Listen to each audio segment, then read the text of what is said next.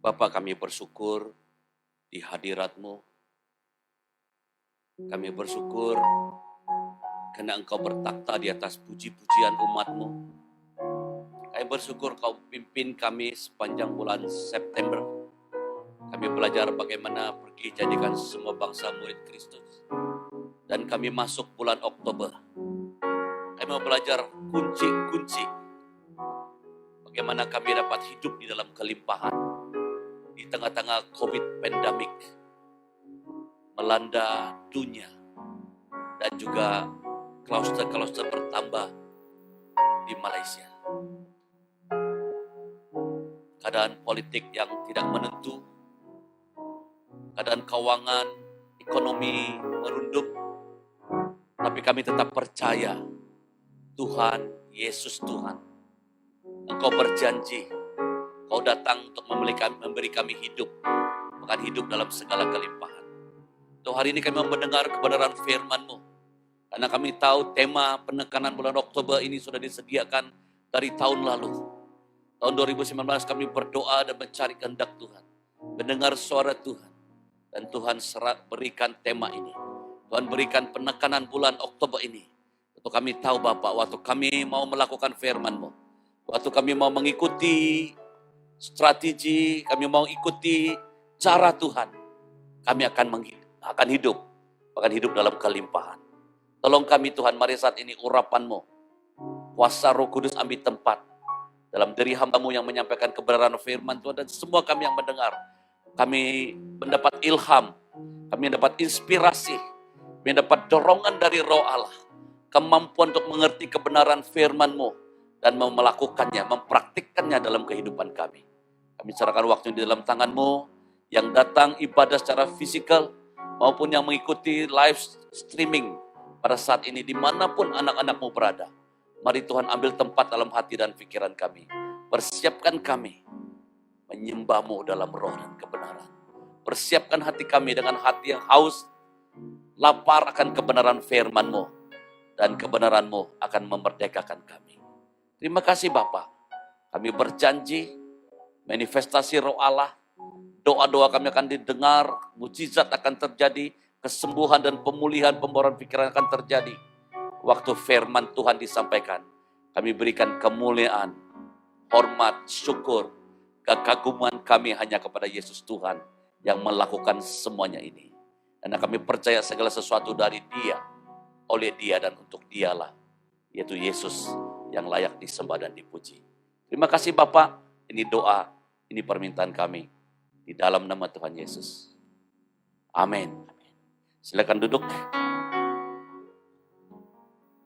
Terima kasih tim pujian, penyembahan, dan terima kasih Deacon Paulus memimpin kita dengan semangat.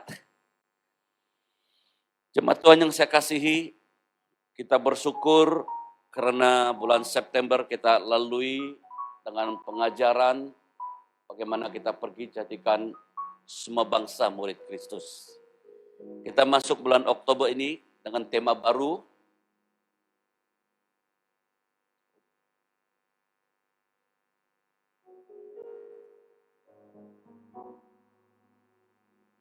Ya, kunci hidup dalam berkelimpahan. Kita lihat Yohanes 10 ayat 10 berkata, pencuri datang hanya untuk mencuri dan membunuh dan membinasakan. Aku datang supaya mereka mempunyai hidup dan mempunyainya dalam segala kelimpahan.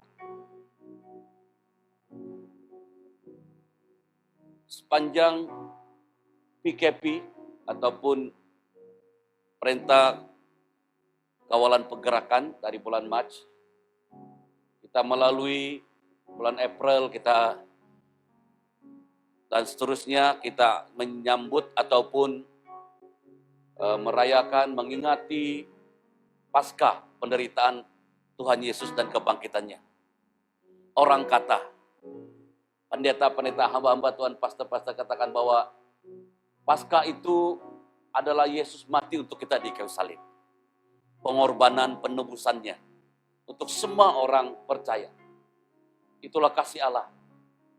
Itulah pengorbanan Yesus, katanya sudah selesai. Setelah itu kita menyambut ataupun merayakan Pentakosta, pencurahan Roh Kudus. Setelah Yesus mati kembali, saudara Yesus mati dan bangkit kembali, naik ke surga, duduk di sebelah kanan Allah, dicurahkan Roh Kudus. Roh Kudus ambil tempat. Roh Kudus diberikan kepada gereja, menjadi penolong, penghibur dan penasihat untuk membantu setiap kita, tubuh Kristus, mengenal Yesus adalah kepala, dan menolong gereja, membantu gereja menjadi saksi Kristus, menjadi terang dan garam dunia. Dan setelah itu apa? Yaitu respon jemaat, respon gereja Tuhan. Yaitu di dalam di dalam Yohanes 10, di mana Tuhan mau supaya Anda dan saya memiliki hidup dan hidup dalam segala kelimpahan. Supaya nama Tuhan dipermuliakan. Supaya melalui Anda dan saya, Injil Kerajaan Surga diberitakan di seluruh muka bumi. Supaya semua dunia akan tahu bahwa Yesus adalah Tuhan, Allah pencipta langit dan bumi. Dia adalah firman jadi manusia. Dia Alfa dan Omega. Supaya setiap lutut bertelut, tiap lidah mengaku Yesus adalah Tuhan. Supaya semua orang dapat tahu jalan kebenaran dan hidup untuk balik kepada Bapa di sorga. Tuhan punya rencana supaya gereja Tuhan mengambil tempat ya yang Yesus lakukan di bumi. Apa yang kau lakukan, kamu juga lakukan. Bahkan lebih besar daripada itu. Tuhan mau melalui hidup Anda diberkati untuk memberkati orang lain. Tuhan membuat hidup Anda yang tadi sudah hilang kemuliaan, jatuh dalam dosa oleh karena nenek moyang kita. Adam dan Hawa jatuh dalam dosa, hilang kemuliaan Tuhan, dan supaya Anda memiliki kemuliaan itu kembali. Yaitu roh Allah, roh kemuliaan. Dan Anda menjadi, dan saya jadi tubuh Kristus, dan Roh Kudus tinggal dalam diri Anda dan saya. Supaya melalui hidup kita, melalui hidup Anda dan saya, menjadi saksi Kristus, menjadi wakil Tuhan di muka bumi ini. Itu kata firman Tuhan. Yohanes 10 ayat 10, tujuan Tuhan Yesus datang ke bumi, yaitu memberi hidup berkelimpahan. Namun demikian sebelum itu Yesus juga ingatkan, pencuri datang. Iblis setan yang datang mencuri kuasa dan hak Adam dan Hawa di Taman Eden. Yang dimana Tuhan mencipta Adam dan Hawa itu menurut gambar Allah. Menurut gambar Allah diciptanya laki-laki dan wanita dalam Kejadian 1 ayat 26-28 supaya mereka berkuasa, mengelola, mengurus bumi ini. Hak dan kuasa itu diberikan pada manusia. Manusia itu gambar Allah, dicipta serupa, segambar dengan Tuhan. Walaupun manusia itu bukan Tuhan. Berkuasa, berwibawa, hidup dalam kekudusan, dan mengelola bumi. Tapi oleh karena iblis datang mencuri, bahkan membunuh dan membinasakan, sehingga manusia memberontak melawan Tuhan. Makan buah larangan yang Tuhan halang, yang Tuhan bilang jangan, tapi mereka makan, akibatnya mereka terusir. Hilang kemuliaan Tuhan, tercuri. Bahkan iblis berkuasa atas manusia, atas bumi ini. Oleh karena manusia serahkan hak itu. Tapi kita bersyukur melalui Yesus. Dia datang, dia berikan kembali. Dia tebus dosa dan saya dan Anda. Dia kata sudah selesai di atas kayu salib. Dia tanggung segala sakit penyakit kutuk. Bahkan alam maut tidak berkuasa atas hidup kita lagi. Dan sekarang hidup itu sudah dia berikan kepada Anda. Yaitu hidup dalam segala kelimpahan. Kita mendalami sedikit apa arti kelimpahan itu. Ya. Nah, definisi ini banyak ya, tapi saya ambil beberapa poin utama. Hidup itu Zoe. Dalam bahasa aslinya Zoe itu hidup ilahi, hidup Tuhan. Kalau bios itu hidup biasa, hidup yang anjing, kucing, daun, pohon, dan semua Anda dan saya orang yang sebelum kita percaya dilahirkan kembali, kita itu ada bios tapi tidak punya Zoe. Kita tidak punya benih ilahi. Kita belum dilahirkan kembali, kita hanya punya hidup yang biasa, dan akhirnya berakhir dengan kebinasaan. Setiap orang ditetapkan akan mati. Dalam Ibrani 9 ayat 27, setelah itu ada penghakiman.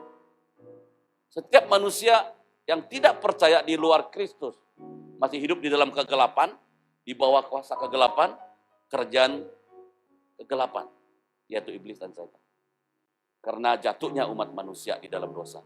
Tetapi melalui Kristus Yesus, yang percaya, yang dilahirkan kembali, nanti secara detail saya kupas di situ, di mana kita belajar bersama-sama bagaimana kita memiliki hidup ilahi, benih ilahi, itu supaya Anda jadi lebih dari pemenang.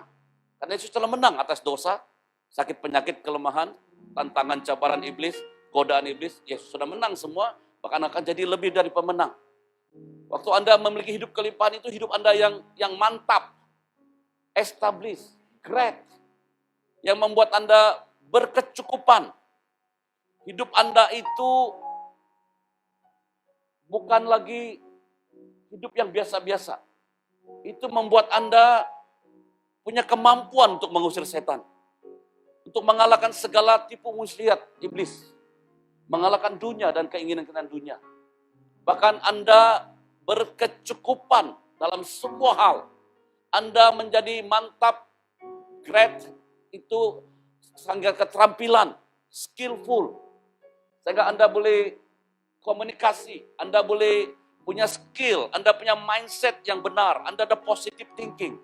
Anda punya pikiran Kristus dan perasaan Kristus, yaitu firman Tuhan. Anda punya roh Allah yang tinggal dalam Anda, sehingga hidupmu tertulis, tercatat di buku kehidupan di sorga. Anda jadi warga kerajaan sorga. Anda tidak lagi hidup di dalam kegelapan, bahkan Anda ada kemampuan, punya skill, Anda dapat memiliki kemakmuran. Anda ada potensi untuk hidup tenang, jiwa yang tenang dan mental yang sehat.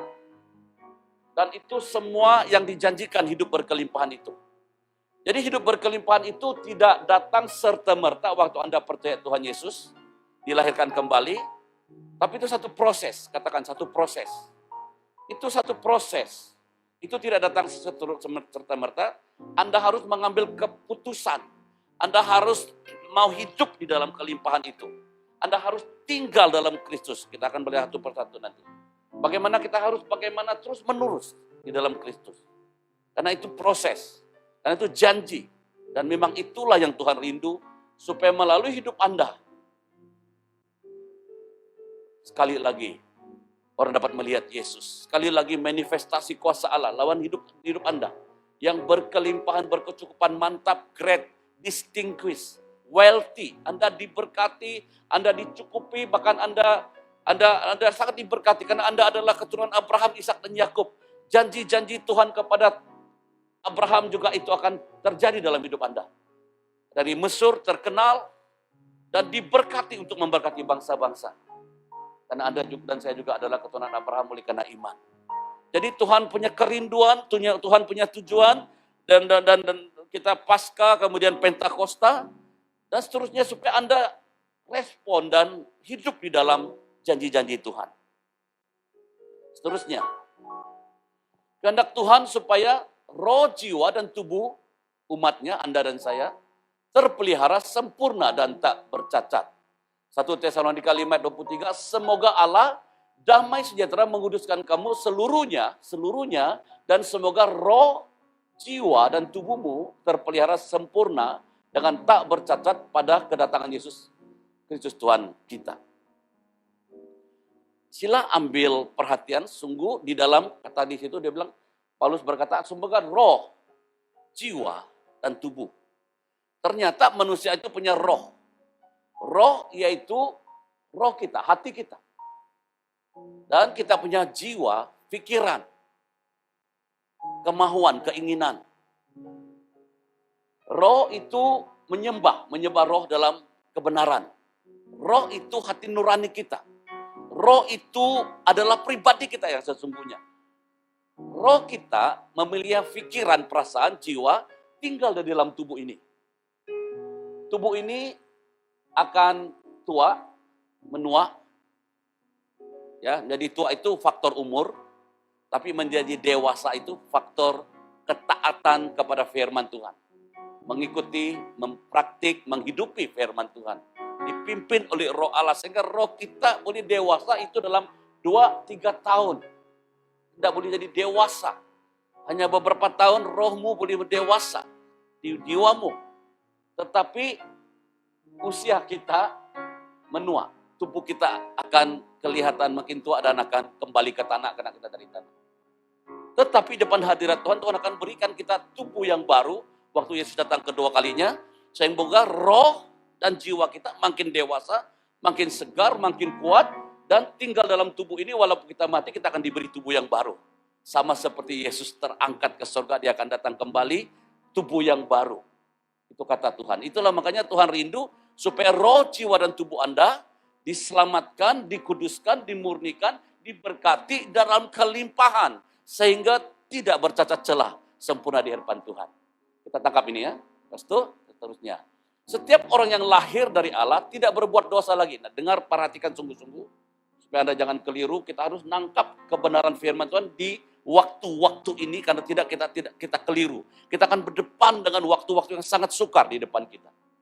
1 Yohanes 3 ayat 9, mari kita baca bersama-sama supaya melekat di hati Anda.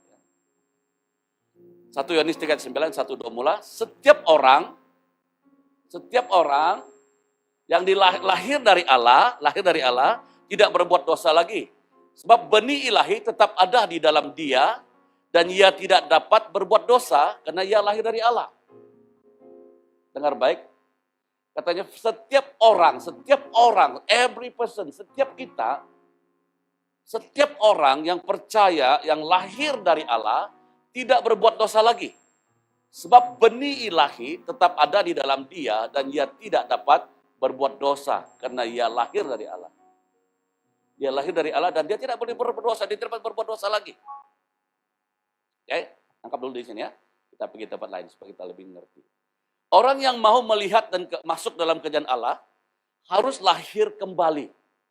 Ya, di dalam Yohanes 3 dan 5, Yesus menjawab katanya, aku berkata kepadamu, sesungguhnya jika seorang tidak dilahir kembali, ia tidak dapat melihat kerajaan Allah.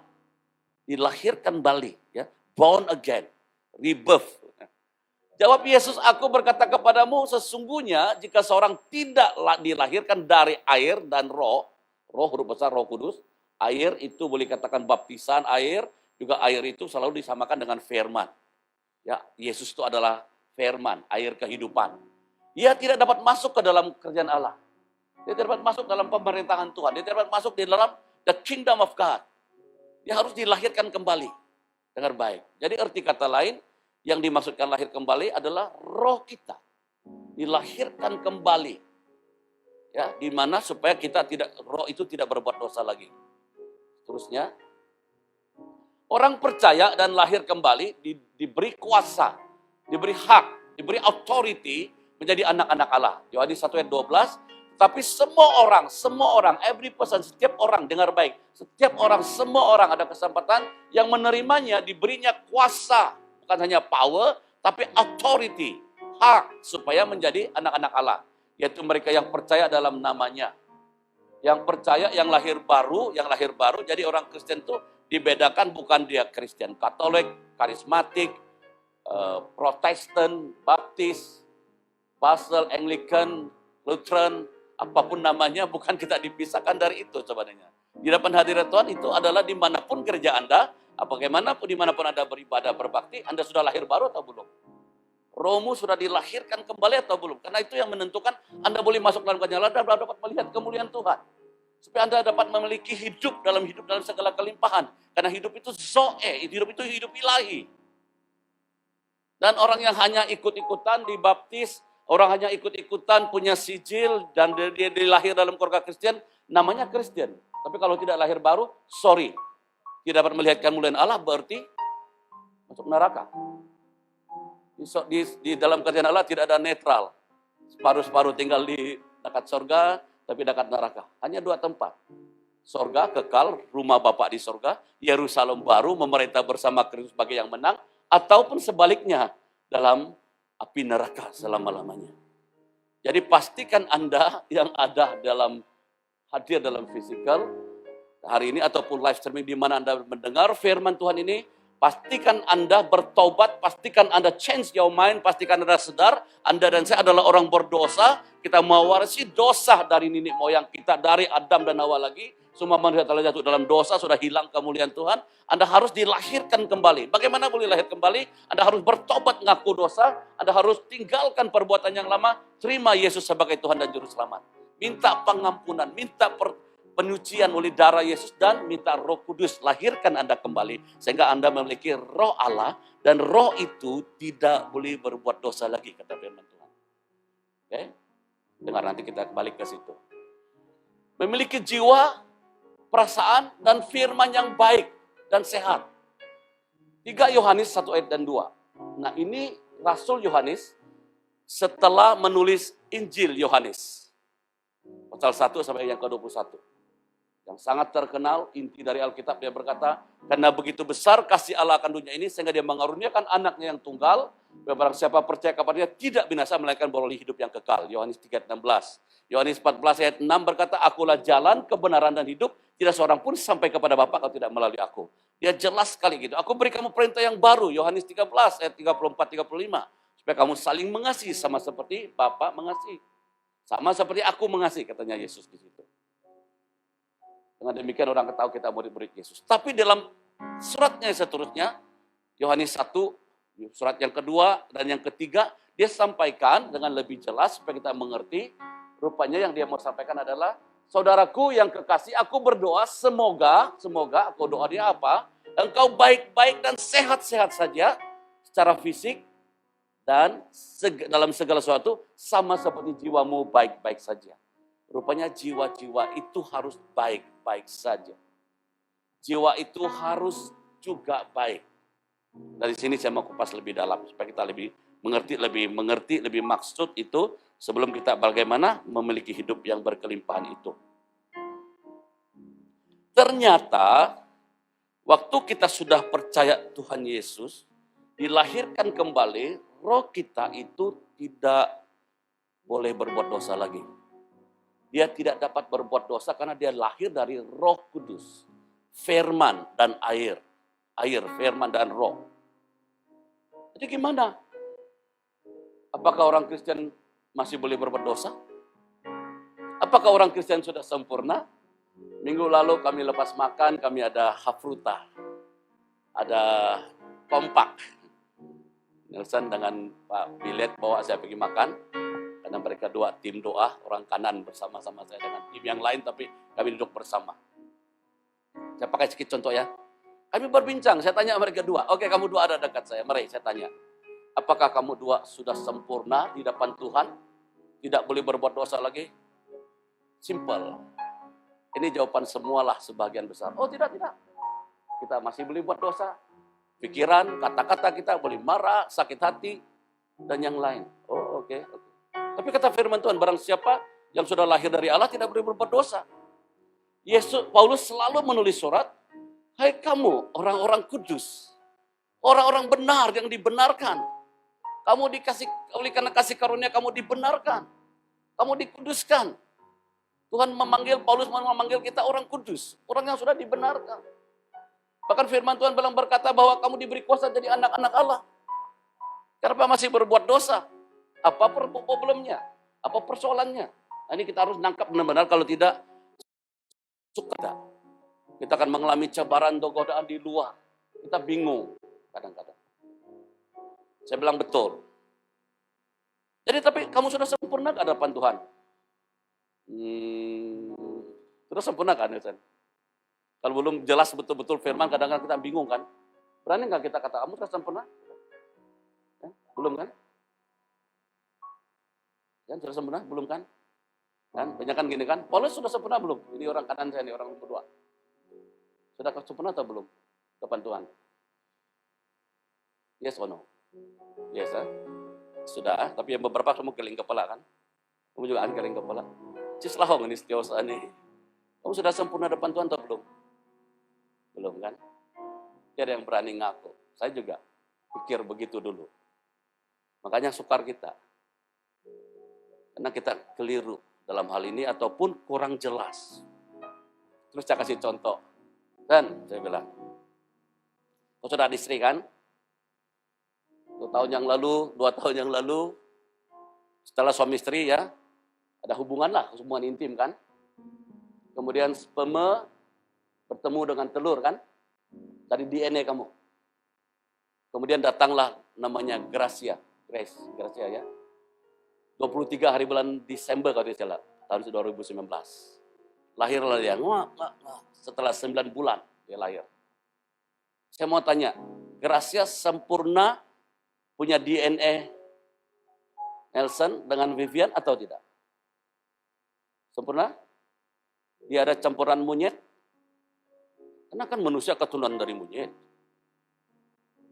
Atau dia keturunan Iban, Tulin, yang dari keturunan kamu. Bayi itu sempurna enggak? Sempurna kan? Manusia kan? Bagi Nelson melihat anak itu sempurna, anaknya utuh. Loh jiwa manusia. Tidak ada campur anjing, tidak ada campur kucing, tidak ada campur binatang. Sudah sempurna, sudah perfect. Tapi kenapa masih pada jatuh dalam dosa kalau begitu? Pak Bilet nyampuk lagi. Tidak sempurna lah, Pastor. Tidaklah, ya oke, betul. Grace, waktu sekarang sudah dekat 9 bulan lebih. Sebelum itu dia rangkak pun susah. Sekarang dia sudah mulai pandai jalan, dia mulai berdiri. Tapi sesekali jatuh. Mau bercakap pun kadang-kadang dia mau minta sesuatu, kalau dia mau minta dukung, kalau tidak didukung dia akan dia mau teriak, dia mau buat sesuatu. Kalau dia gembira, semua. Nanti sedikit waktu dia akan jadi kanak-kanak, dia akan merangkak, dia akan berjalan di sekolah minggu dan membesar. Pandai buat dosa enggak dia? Pandai jatuh, pandai. Arti kata lain, setiap Anda dan saya yang dilahirkan dari Allah, itu sempurna, perfect. Tuhan tidak selamatkan Anda separuh-separuh. Waktu Anda dan saya dilahirkan di dalam Roh Kudus, Anda sudah perfect bagi Tuhan. 2 orang penjahat, yang satu kutuk Tuhan, kamu selamatkan dirimu. Tapi yang satu, dia bilang, Tuhan, kami layak, kami ini orang berdosa, Tuhan. Tuhan, ampuniku Tuhan. Dia menyesal, dia tidak sempat dibaptis. Dia tidak sempat pun pergi gereja. Dia sempat pun bawa persembahan. Tapi apa kata Tuhan? Today, hari ini, kau akan bersamaku di Firdaus. Karena nanti sebentar lagi, aku akan tanggung semua penyakit, kutuk, dosa, perbuatanmu. Karena kau mengaku, kau bertobat, aku berikan kau masuk dalam kerajaan surga. You are perfect in my eyes. Are you understand me? Kamu boleh ngerti? Kamu sempurna depan aku. Karena aku yang melayakkan kamu. Darahku menyucikan semuanya. Tapi masih bayi kanak-kanak. Dia tidak sempat pun nyanyi haleluya. Dia sempat pun melayani. Setiap orang yang dilahirkan dari Allah itu tidak berbuat dosa lagi. Yang maksudnya adalah roh kita. Roh kita yang dilahirkan oleh Roh Kudus, dimeteraikan oleh Roh Allah, Efesus 1 ayat yang ke-13. Oleh karena itu kamu diselamatkan. Namamu dan saya sudah tertulis di dalam kerajaan surga. Bukan kamu memilih aku yang memilih kamu. Itulah kasih karunia. Tinggallah dan bertumbuhlah di dalam kasih karunia. Tadi saya sempat baca semalam, saya ingat, rupanya kasih karunia itu boleh bertumbuh. Arti kata lain, waktu Anda dan saya dilahirkan kembali, sama seperti sperma, laki-laki, suami, bertemu dengan telur, akan jadi janin, dia belum manusia sepenuhnya. Tapi dia dibentuk dalam 9 bulan, diproses. Sampailah bentuk ada tangan, mata, semua ada telinga, dan dilahirkan kembali seutuhnya manusia. Waktu Anda dan saya bertobat, terima Yesus sebagai Tuhan dan Juru Selamat. Waktu Anda bertobat sungguh-sungguh pada hari itu, waktu itulah darah Yesus menyucikan, firman Tuhan memurnikan, Roh Kudus tinggal dalam diri Anda, dan Anda jadi sempurna hadapan Tuhan. Anda adalah perfect anak Allah.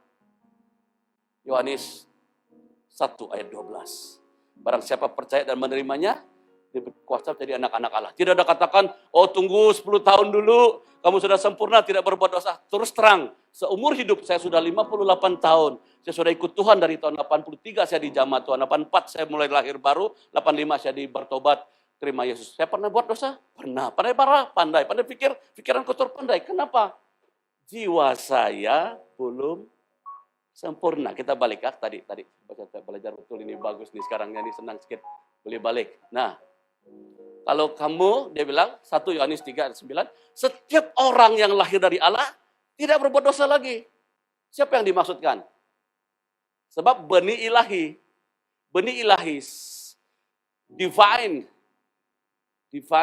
seed tetap ada di dalam dia dan ia tidak dapat berbuat dosa karena ia lahir dari Allah. Roh kita tidak dapat berbuat dosa lagi. Paulus berkata, yang kuingini, yang ku mau buat itu yang kau tidak buat. Aku mau hidup kudus, takut akan Tuhan, tapi yang dia buat ikut daging. Kenapa? Rohnya sudah ikut Tuhan, rohaninya sudah bersama Tuhan. Dia sudah lahir baru, sudah anak Allah, tapi masih hidup di bumi, punya pikiran, perasaannya itu belum dimurnikan sepenuhnya. Mulai paham? Mulai ngerti di sini? Jiwa kita ini sebelum lahir baru, sebelum kita dilahir kembali, kita lahir dari ibu bapak yang sudah mewarisi dosa dari Adam dan Hawa. Kita sudah mewarisi dosa, kutuk, sakit, penyakit, kelemahan. Mengerti? Ada penyakit keturunan kan? Ada penyakit keturunan. Contohnya, orang tua belum berapa siap mau anak ini. Belum berapa siap untuk mau bayi ini. Dana tak cukup dan yang lain. Mereka sempat tertekan, sempat mau menggugurkan anak ini. Pernah dengar cerita gitu? Karena belum cukup emosi atau dana yang lain. Dan belum ada yang menjaga anak, mereka kira mau gugur, dia jadi gugur, anak lahir. Terluka nggak anak? Bawa nggak jiwa-jiwa terluka? Tertolak anak ini. Banyak anak-anak jadi pemberontak, akhirnya dari situ. Bahkan orang tua mungkin dulu mabuk-mabuk, dulu sembah berhala, dulu sembahnya dewa-dewa, tidak kenal Tuhan. Akibatnya apa yang terjadi? Anak ini mau warisi spirit-spirit seperti itu. Kalau ibu terluka, tertekan waktu mengandung, bergaduh dengan suami selalu, dan tekanan karena dia cukup uang dan yang lain, itu tekanan semua mempengaruhi baby itu. Nah, kemudian dia lahir, dia membesar. Bayi itu mewarisi, contohnya dia bercinta, ditolak, putus cinta sekali, 2 kali. Tak berani bercinta lagi. Ditolak, apalagi bapak yang keras mungkin dia terluka. Kata-kata mamanya mungkin sumpah kutuk serapa waktu marah. Dia mengalami banyak luka dari kawan-kawan menolaknya dan sebagainya. Mungkin dia diolok-olok, dipanggil nama ini, nama itu. Dia membesar dalam situasi terekam di bawah sadar, dalam jiwanya, dalam pikirannya. Nah dia datang ke gereja, dibawa ke gereja. Padahal mungkin hanya lihat-lihat kalau ada cewek, kalau dia laki-laki lah macam saya dulu. Mungkin kalau ada wanita di situ mungkin dia dapat kehiburan. Tahu-tahu dia dijamah Tuhan, dia terima Yesus, bertobat, dilahirkan kembali. Rohnya sudah diselamatkan, sudah sempurna. Sudah macam gracia, tetapi pikiran lamanya tidak langsung diubah. Tuhan tidak ubah, tapi itulah Tuhan mau kita hidup dan diubah oleh firman Tuhan hari demi hari, supaya kita punya pikiran Kristus dan jiwa kita punya perasaan seperti Roh Kudus dan buah-buah roh. Karena jangan lupa di Taman Eden, Tuhan kasih pilihan untuk Adam dan Hawa. The great love is, dia kasih kepercayaan. Ada buah kelarangan, ada buah kehidupan. Jangan makan ya. Jangan mau makan. Tuhan boleh saja tidak buat buah larangan. Manusia atau dicipta macam robot. Jangan makan dan ikut dan sebagainya. I love you, tapi direkam. Tuhan mau kita cinta Tuhan, mengasihi Tuhan, dan taati Tuhan dengan kehendak bebas. Itulah kasih Tuhan. Dia cipta kita beda dengan yang lain. Dia tidak cipta kita seperti robot. Tapi dia percaya, dia ciptakan kita robot yang bukan robot yang nama robot, tapi robot yang patung. Dia cipta kita manusia yang hidup. Kita mau taat atau tidak, mau cinta Tuhan atau tidak, itu pilihan.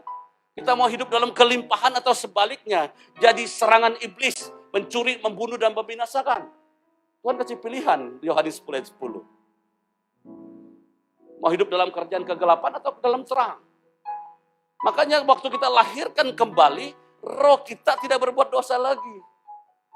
Makanya kita ada Champion Gathering, SPK, supaya membantu roh jiwa Anda. Sebenarnya sebagian besar itu membantu jiwa Anda. Percaya keselamatan, dilahirkan kembali, dibaptis Roh Kudus. Luka-luka dan pengalaman itu disucikan, dimurnikan, dicabut semua itu di bawah alam bawah sadar. Masalah kita rupa-rupanya kita lihat seterusnya, Dia katakan sudah lahir kembali. Nah, jadi anak Allah sudah sempurna depan Tuhan, tetapi penampilan kita belum sempurna karena kita masih kanak-kanak.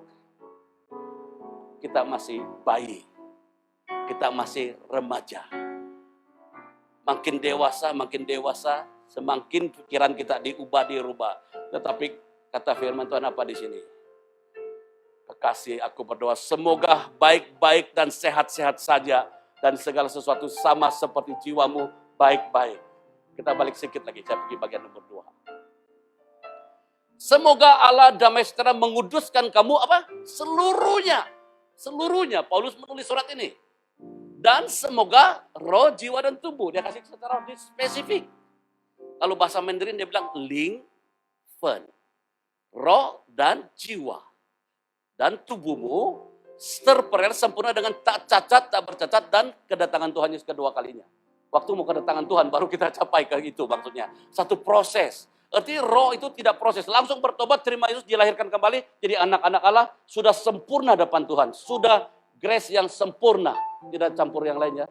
Ingat ya, dia tidak yang lain. Semua benar-benar DNA-nya Nelson dan Vivian. Waktu itu Bilet mulai gimana? Mulai ngerti ya? Artinya rupanya jiwa kita masih kanak-kanak dan bayi. Kita harus didewasakan cara pikiran. Sampai akhirnya kita punya pikiran Kristus. Diisi oleh firman. Jiwa kita itu disembuhkan, dipulihkan. Karena kalau tidak, banyak yang tersimpan dalam jiwa kita ini. Problem-problem adalah di dalam pikiran sebenarnya. Pikiran kita tidak dimurnikan. Jadi kita punya masih banyak pikiran di dalam jiwa kita yang dulunya nampak di permukaan oke, tapi di bawah alam bawah sadar. Kita bawa luka, kepahitan, pengalaman-pengalaman yang lalu. Waktu kita lahir baru, itu tidak on the spot langsung berubah. Tuhan mau Anda sendirilah mempersembahkan hidupmu, roh jiwamu, untuk didewasakan oleh Tuhan. Supaya Anda dapat menikmati hidup dalam segala kelimpahan. Anda harus beres satu persatu hidupmu yang lama. Anda harus datang kepada Tuhan. Kalau tidak dengar baik.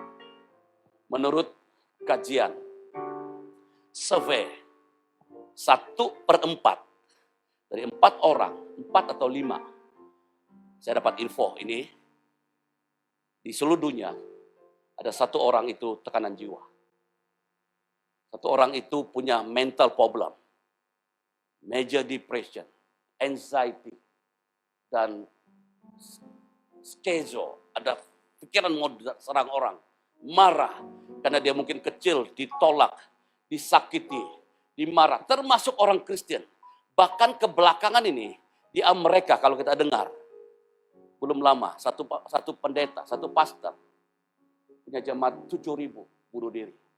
Kemudian tidak lama datang lagi 15.000 jemaatnya bunuh diri. Dan tidak heran ada beberapa pendeta yang dipakai Tuhan luar biasa. Akhirnya jatuh dalam G. Tulisan buku-bukunya begitu hebat. Roh berjalan dalam roh. Saya kagum sekali saya baca buku-bukunya. Firman tidak masalah, rohnya tidak masalah. Problemnya adalah jiwanya, mentalnya. Benny Hinn terkenal di seluruh dunia. Di mana-mana berkat luar biasa. Tuhan pakai dia. Luar biasa. Dia hanya tiup aja. Orang rebah dalam kuasa Roh Kudus. Dia mewarisi urapan kuasa Tuhan dari Kathryn Kuhlman. Tapi istrinya Susan, kita cerai kan beberapa tahun yang lalu. Masalah apa? Jiwa. Tapi puji Tuhan mereka jadi disatukan kembali sekarang. Mereka sudah pasangan suami istri. Rick Warren terkenal dengan tulisan bukunya. Driven Purple Church. Saya baca sampai hari ini. 3 tahun yang lalu mereka menderita anaknya Matthew. Bunuh diri. Tembak. Orang tertanya semua, why Kristen masih boleh terjadi seperti ini? Roh tidak masalah, dilahirkan kembali, tidak berbuat dosa lagi. Tapi mental pikiran kita ini yang jadi problem. Makanya kalau kita tidak terus-menerus mengalami pembaharuan pikiran dan diisi oleh firman dan doa dengan kuasa Roh Kudus, Anda tidak dapat memiliki hidup berkelimpahan. Anda tidak mencapai dewasa. Jadi sebenarnya Anda sudah sempurna depan Tuhan. Tapi banyak pengalaman-pengalaman lalu dalam pikiranmu. Godaan dunia. Tantangan yang berat. Keadaan politik tidak menentu.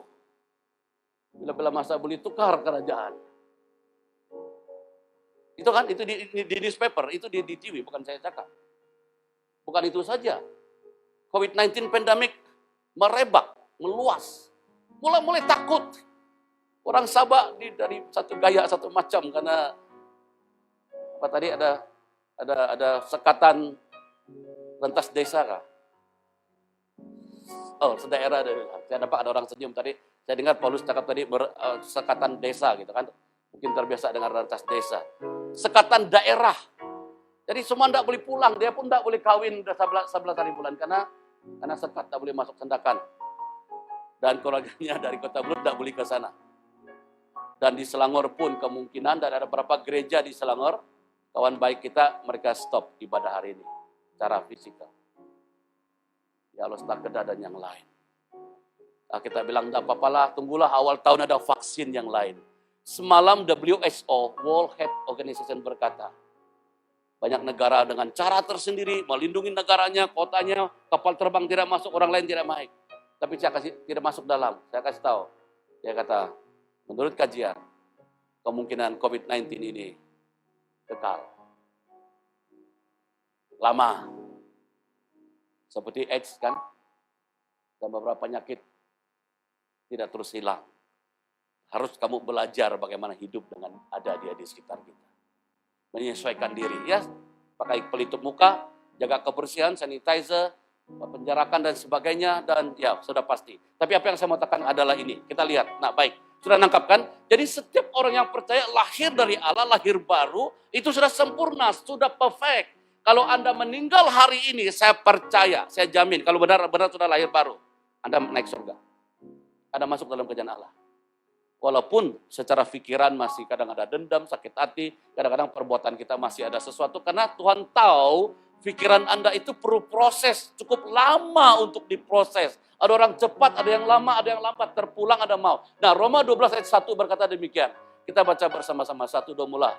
Karena itu, saudara-saudara, demi kemurahan Allah, kita baca bersama, mari suara kedengaran, supaya ini kita ingat. Karena itu, saudara-saudara, demi kemurahan Allah, aku menasihati kamu, supaya kamu mempersembahkan tubuhmu sebagai persembahan yang hidup, yang kudus, dan yang berkenan kepada Allah, itu adalah ibadahmu yang sejati. Ibadah yang sejati bukan hanya tahu lagu, pujian, tetapi penyembahan ibadah sejati adalah di dalam hadirat Tuhan, Anda bawa hatimu, rohmu, jiwamu kepada Tuhan setiap hari. Kalau tahu musik itu lagi ekstra, puji Tuhan. Kalau tidak sekarang Anda boleh pinjam beberapa lagu lah. Boleh pakai Nelson punya YouTube ataupun Sape dengan Paulus, bantu Anda. Jangan main Sape, Anda menyembah lagu-lagunya. Aku boleh, atau ada lagu-lagu yang banyak di YouTube dan di mana tempat boleh dapat. Kalau Anda tiap hari menyembah, memuji Tuhan, mempersembahkan hidup, itu dipersembahkan kepada Tuhan. Ternyata, maka sudah percaya, sudah ada Roh Kudus, sudah lahir baru, sudah sempurna, tapi mungkin masih bayi, masih kanak-kanak, di hadapan Tuhan, Anda harus ada inisiatif. Karena Tuhan berjanji supaya kamu memiliki hidup dalam segala kelimpahan. Jadi pemenang lebih dari menang, engkau dari situ kemudian kepada kemudian yang lebih besar. Tuhan mau memberkati Anda sampai mantap, sampai great hidupmu. Karena itu tujuan Tuhan, itu yang tujuan Tuhan cipta Adam dan Hawa, menurut gambar Allah. Supaya kita memiliki gambar Allah kembali. Tapi itu harus proses, Anda harus ada inisiatif. Nah, kita di gereja ini sudah sediakan SPK, Champion Gathering, Excellence Seven Camp, KLBC, dan kita sediakan banyak pemuridan Men's Camp, Pria Sejati, Wanita Bijak. Tapi itu tidak cukup. Anda dan saya harus belajar setiap hari bangun pagi, harus ambil waktu mempersembahkan hidup. Karena Tuhan sekali lagi, Dia Tuhan yang berdaulat, Tuhan yang tidak pernah memaksa. Kalau iblis tidak payah kau serah. Dia mencuri, dia tipu, dia goda Anda. Supaya Anda tidak bahagia, supaya Anda hilang kemuliaan Tuhan. Supaya Anda terus binasa. Dan dia mau bunuh dan binasa. Itu kata firman Tuhan. Dia keliling kemana-mana. Setiap hari. Anda harus kalahkan dia. Anda harus katakan, hari ini hidupku milik Tuhan, kepunyaan Tuhan. Anda harus pagi start engine, buka pujian penyembahan, dan serahkan kepada Tuhan. Ibadah sejati itu adalah terus-menerus tinggal di dalam hadirat Tuhan. Saya pernah satu ketika 2 bulan lalu saya kasih kirim. Setiap 1 jam, ingat Tuhan. Ternyata saya mendalami pengajaran Pak Edilio. Ingatnya minggu lalu kita sudah ada training kan? Minggu lalu, 2 minggu lalu, ya minggu lalu.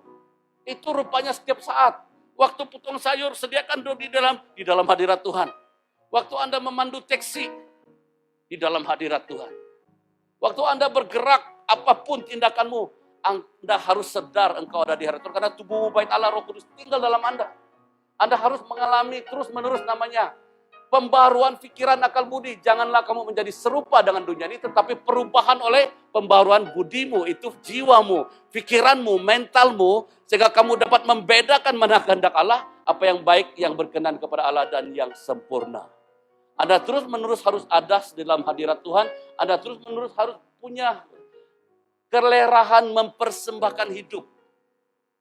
Beri kepada Tuhan untuk memimpin, menuntun hidup Anda. Tuhan tidak pernah paksa, tapi Tuhan tunggu. Waktu Anda menyerah, Tuhan datang mengubah hidup Anda. Maka saya bersyukur, Pastor Eli Kapitan, satu dari worship leader terbaik di Abalov. Dia tiap hari Selasa, Kamis, Sabtu, dia kirim ke saya.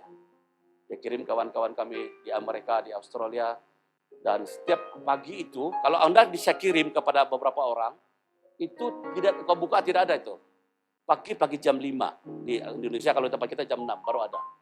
Itu dia menyembah, memuji lagu-lagu lama, lagu-lagu baru, song of intimacy, supaya Anda menyembah, memuji Tuhan. Anda boleh mengalami Tuhan. Nah, saya katakan tadi, kalau Anda rasa panjang, tidak cukup waktu, buka Paulus punya apa tuh? Paulus Hendrik, ada namanya, kamu cek, di situ ada Sape. Ataupun lagu Nuan Joko Iban, kita menyembah Tuhan.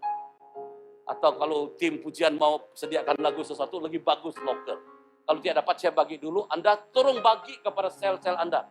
Semua kita harus belajar setiap pagi, mempersembahkan hidup. Supaya ada pembaruan dan renung firman Tuhan. Dan juga di dalam perjalanan sepanjang hari harus ada connect satu dengan yang lain, supaya kita dapat membangun pikiran kita, pikiran yang baru yang lain. Kalau tidak dengar baik, menurut kajian, menurut survei, orang yang jarang baca firman, berdoa hanya sesekali, harap khotbah-khotbah hari Minggu, 1 tahun itu saya pikir lebih kurang 1% berubah dalam pikirannya. Kalau tidak, sebagian besar hidup kita dipengaruhi oleh pikiran alam bawah sadar. Pikiran lama, pikiran alam bawah sadar, dengar baik, dia banyakkan dia simpan itu luka-luka, kepahitan, kekecewaan masa lalu. Tekanan yang membuat Anda rugi, yang membuat itu sedang kita ingat. Film-film luca yang biasa nonton film luca itu selalu keluar kembali. Itu masih hidup, itu ada di dalam, tapi dia kalau dengan pikiran baru, firman Tuhan, pembaruan terus setiap hari, ada hidup hari ini dan masa depan, dan pikiran baru ada. Di dalam hadirat Tuhan Anda tidak berani berbuat dosa. Kalau di sini kita jumpa, halo, haleluya, amin semua kan. Tapi kalau di luar belum tentu. Kalau di rumah suami istri mungkin singgung sini, singgung sana. Anak-anak dan yang lain, kata-kata kita, ya Anda yang tahulah. Masa-masa pandemik, tekanan keuangan tidak mengizinkan, kerja banyak yang diberhenti, kerja banyak yang dapat. Berbagai masalah datang. Apapun kata-kata keluar. Tapi kalau Anda sedar di dalam hadirat Tuhan terus-menerus sepanjang hari. Makanya kita harus menyembah Tuhan dan izinkan Roh Kudus. Undang Roh Allah. Roh Allah sudah diberikan. Tubuhmu bait Allah. Anda harus seperti, coba, kau ini pohon anggur lah, pinjamah. Saya ini ranting-ranting, tangkai-tangkai dia, Pak. Gitu.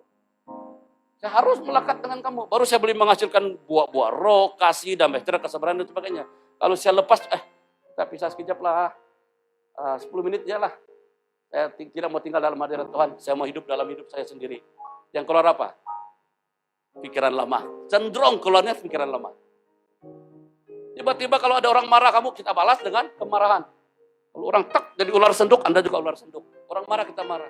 Saya cenderung itu. Saya terluka dari kecil. Saya dari kecil suka lawan, suka reaksi dengan begitu. Kemarin saya baris beli barang di Lion Big. Saya harus jujur. Saya tengok baris banyak orang, saya pun pergi baris lah, saya beli beras. Saya tengok ada kosong, tapi ada satu barang terletak di situ. Saya pergilah depan, pasti ada orang kan, ada barang, saya ada berdiri. Tiba-tiba satu ibu datang. Cik, di tempat saya lah, itu barang saya. Sana belakang. Saya tertolak. Saya rasa tidak enak, tidak dihargai. Saya baris, bukan saya tidak baris, ada orang, ada barang aja. Apa maksud saya? Kalau barang aja saya barislah di depan, kan tidak orang. Kalau ada orang pasti saya ikut belakang. Saya bilang, Cik, tadi saya tengok, saya cakap Cina dengan dia. Tadi saya duduk, tengok tiada orang. Barang saya sudah taruh. Barang, orang lain saya bilang. Sebelah mungkin suami dia. Dia bilang, go back. Ya begini tangan saya. Suka-suka kamu suruh saya pergi di belakang. Saya ikut baris loh, kamu tidak ada ikut baris. Kau taruh barang baris. Saya mau cakap begini, sudah mau marah saya. Terus saya ingat, saya sedang praktik hadirat Tuhan. Orang lihat, kalau orang tahu saya pastor, gimana? Oke, Cik, saya bilang. Terus tiba-tiba berubah saya. Go ahead, you go ahead. No problem, you go there. I go in the other side. Saya pergi sebelah yang lebih panjang. Banyak orang, saya baris. Tapi hati saya tak sedap tau. Ikut cara daging, saya boleh marah dia balik. You go lah. Kata-kata saya kalau dulu sudah kasar itu, karena saya rasa terkejut tiba-tiba ditengking. You go di belakang lah dia bilang. Disokong lagi mungkin suaminya. Cakap-cakap tidak tahu siapa benar, siapa salah. Terus yang sebelah dekat saya, hal kecil lah, xiao shi qing lah, piao qing lah. Puji Tuhan, saya tenang, tidak jadi. Sebenarnya saya sudah mau marah dia balik. Saya kalau tiba-tiba dihon di tempat lain, saya mulai mohon balik, saya marah. Karena itu reaksi jiwa lama saya, pikiran bawah sadar saya tiap hari. Saya harus kasih kalahkan itu, tidak mudah. Saya karena telepon minggu lalu. Dia bilang, kamu di mana? Siapa? Saya tidak kenal. Kamu siapa? Rupanya mau promosi, rumah lain itulah. Saya kalau dulu saya marah sudah, siapa kasih kau nomor saya? Kenapa kamu call? Ini sudah dekat 50 kali. Sejak 10 tahun lalu saya beli rumah, nama saya dikasih karena di mana-mana. Saya sudah beritahu, tolong stop, saya tidak mau jual, tidak mau beli, yang lain saya cukuplah, saya sudah mau. Saya ingat saya di hadirat Tuhan, anak saya sebelah. Saya bilang, Cik, sorry, ada apa nih sebenarnya?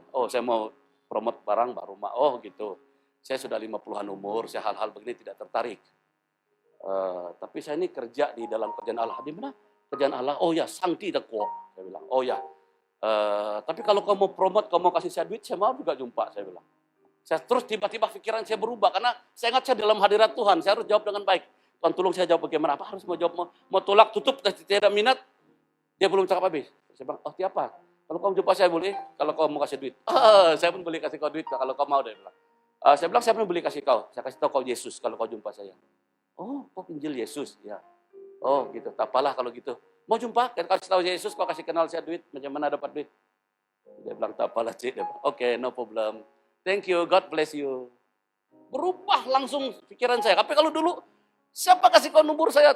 Tutup, kasih batal semua. Saya sudah tidak mau, saya sudah bosan terlalu banyak kamu punya company. Kasih nama saya, tidak pernah saya promote nama, mau jual rumah, beli rumah, dan yang lain. Itu hanya beberapa contoh. Tapi saya bersyukur Tuhan baik. Tuhan ajar saya bagaimana. Kalau tidak, kenapa? Itu terekam di bawah alam bawah sadar. Semoga jiwamu baik-baik saja, kata Yohanes. Dia tidak bilang Romu sudah sempurna, sudah ada di anak Allah Putra Raja, sudah tertulis di sorga. Anda di dalam Tuhan sudah anaknya dia. Tapi dia mau kita punya hidup makin hari makin serupa Kristus, makin seperti Yesus. Makanya yang mau diubah adalah pikiran kita. Kalau tidak menurut survei, banyak orang otaknya akan rusak. Otaknya akan tertekan, jiwanya tertekan, dia akan jadi mental problem. Tidak heran dari 4 orang, ada 1 orang tekanan jiwa, khususnya di masa COVID-19 pandemic. Makanya saya mau buat jemaat Tuhan, mari temukan cara hidup yang baru. Terus tinggal di hadirat Tuhan setiap hari, setiap itu. Bawa Yesus di tempat kerjamu, di tempat pelajaranmu, dimanapun kau berada, setiap hari. Belajar, exercise, latih jiwamu, tunduk di situ, dan pembaruan pikiran. Terus menerus sehingga hari demi hari, pikiranmu pikiran Kristus. Perasaanmu perasaan Kristus. Oke, ayo, waktu sudah saya terpakai sedikit, saya ambil sedikit. Nah, di dalam Ibrani 10 ayat 19-20. Jadi saudara-saudara, oleh darah Yesus kita sekarang boleh penuh keberanian dapat masuk dalam tempat kudus. Karena ia telah membuka jalan yang baru, yang hidup, dan kita melalui tabir, yaitu dirinya sendiri. Anda boleh masuk di hadirat Tuhan 24 jam. Anda tidak mesti datang ke gereja tempat ini, Anda tidak mesti di dalam bilik Anda tutup mulut, tutup mata, berdoa. Tidak semesti gitu. Ya, itu kalau Anda mau jadi sister atau apa, mungkin tinggal tetap di sana, saya kurang pasti. Tapi Anda boleh tetap hidup seperti biasa, bekerja seperti biasa, tapi senantiasa masuk di hadirat Tuhan oleh darah anak domba Allah. Dan seterusnya. Mazmur 22 ayat 4. Yesus bertakhta bersemayam atas puji-pujian. Mungkin Anda memuji tidak seberapa, saya juga tidak berapa pandai ikut tune dan alunan. Tapi Anda boleh tetap menyembah Dia. Glory, glory, haleluya. Itu saya tahu lagu itu simple, singkat. Itu saya angkat-angkat pujian. Kalau tidak dapat saya buka YouTube, ada lagu-lagu yang bagus. Saya dengar hadirat Tuhan. Bila ada free, tidak mengganggu orang, kerja tetap bekerja di dalam hadirat Tuhan. Saya latih itu. Saya berdoa supaya semua sel-sel leader, semua pemimpin, deacon, dan yang lain, mari gerakkan seluruh jemaat Lake City di tengah-tengah pandemi COVID-19, keadaan politik tidak menentu, dalam keadaan ekonomi akan goncang seluruh dunia, Anda tetap bangkit dan Anda memiliki hidup dalam segala kelimpahan. Yang percaya tepuk tangan buat Tuhan, haleluya, haleluya. Saya begitu excited, saya bersemangat. Ayat yang ke-11. Ternyata Roma 12 ayat 4 dan 5. Sebab sama seperti pada suatu tubuh kita mempunyai banyak anggota. Tapi tidak semua anggota itu mempunyai tugas yang sama. 5, demikian kita walaupun banyak adalah satu tubuh di dalam Kristus. Tetapi kita masing-masing adalah anggota yang seorang terhadap yang lain. Ternyata dulu saya pikir sebuah ibadah sejati ini hanya pribadi. Bila kita baca ayat seterusnya, yang ketiga dan keempat, kelima, rupanya ini berbicara tentang anggota tubuh. Mungkin karunia saya pastor penginjil. Tapi kalau ada karunia profetik, boleh main, boleh pujian. Mungkin Nelson juga karunia doa profetik. Tapi Lahong adalah lebih mengajar. Lebih yang baik. Nah kalau kita dalam kompak, lebih bagus ya. Kalau boleh suami istri, kalau boleh wanita dengan wanita, youth dengan youth, keluarga dengan keluarga. Menemukan kamu punya hafruta. Hafruta itu kau punya tim, kau punya sahabat yang kau boleh percaya, serahkan hidupmu, kau berani terbuka dengan dia, banyak hal. Sudah menangkap dalam kawangan, sudah menangkap dalam luka-luka yang lama. Hati Bapak, saya kata sama Edwin, sudah kakuan, sudah bereskan dengan orang tua, sudah bereskan dengan yang ini. Itu harus terus-menerus ada orang mengingati, ada orang membantu Anda. Anda harus belajar terbuka, di mana bagian mungkin pikiran-pikiran kotor. Dulu Anda mungkin selalu tengok film-film lucu. Anda dulu mungkin cepat marah, macam saya cepat tadi, cepat reaksi. Itu saya bertahun-tahun mau sabar, mau kasih mati, susah. Kalau saya boleh kasih mati, kasih kalah, Yesus tidak payah mati untuk saya di kayu salib. Yang saya perlu ada terus menurut di hadirat Tuhan. Apa maksud saya tadi? Di hadirat Tuhan, Tuhan ingatkan saya, oh tidak boleh reaksi gitu. Dia boleh reaksi marah. Saya dulu kalau orang marah, saya lagi marah. Orang mau tumbuk, saya tumbuk. Tapi kalau demikian, tidak jauh berbeda. Maka Mahatma Gandhi, dulu Presiden Indonesia di India yang terkenal. Dia bilang, saya tertarik ajaran Kristianmu. Pengajaran Yesus saya tertarik, tapi saya tidak tertarik dengan orang Kristen. Karena waktu itu kolonial banyak orang-orang bangsawan yang jadi Kristen yang datang ke India masa dulu, masa masih British. Dia datang dengan pakaiannya, dia miskin. Dia disuruh pulang, tukar pakaian dan baju dulu. Dia tertolak, tidak pernah ke gereja. Tapi waktu dia meninggal, sebagian Alkitab mereka melihat, dia ulang-ulang membaca Matius pasal 5, pasal 6, pasal 7.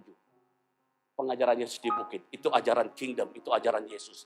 Dan dia ulang-ulang sana, jangan menghakimi, kasihlah musuhmu, kalau tampar kiri, kasih kanan, dan sebagainya. Akhirnya, walaupun dia tidak jadi Kristen, tapi pengajarannya, kebenaran firman Tuhan. Hari-hari ini Kristen, mari.